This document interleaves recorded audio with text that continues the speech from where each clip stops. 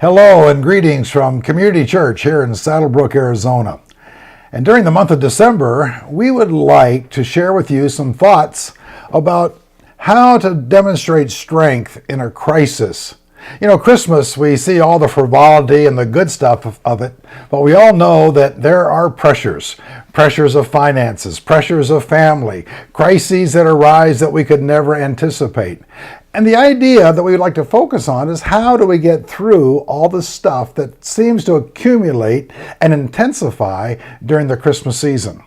You know, when I wrote my book, The Jesus Passages, I spent a lot of time dealing with Matthew chapter 1 with the man Joseph, because Joseph had the crisis of crises.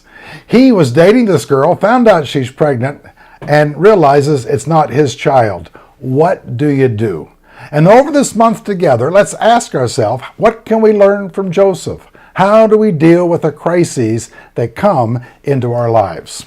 You know, as I read the story of Joseph in Matthew chapter 1, it tells us that Joseph, because he was a righteous man, did not want to expose Mary, his girlfriend, to public disgrace.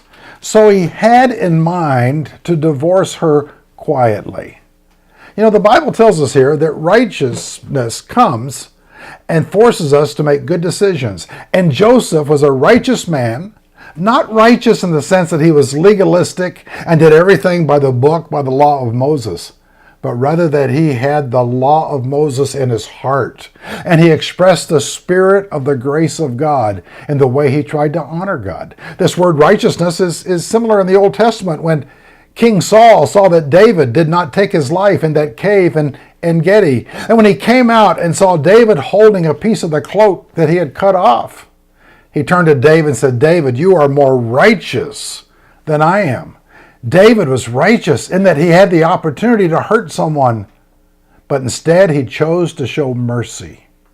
Here, Joseph takes his pregnant girlfriend and chooses to put her aside quietly, not to embarrass her, but to be a man who is righteous in the fact that he is merciful to her.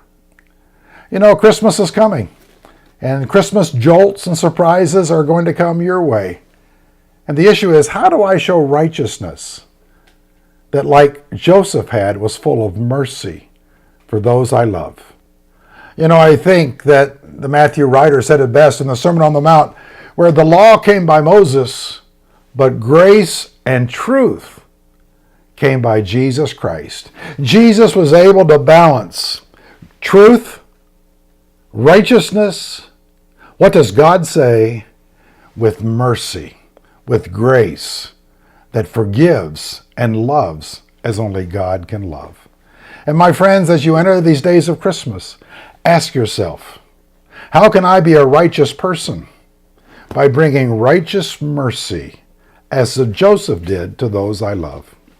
I remember when I was a boy, my dad was a president of a Christian college, and he always had people nipping at his heels.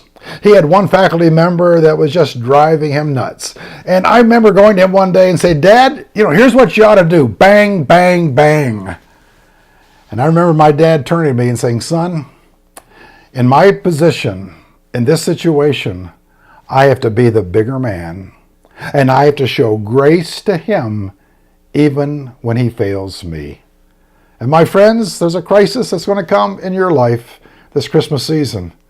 And as it does, ask yourself, like Joseph, how can I have strength in a crisis?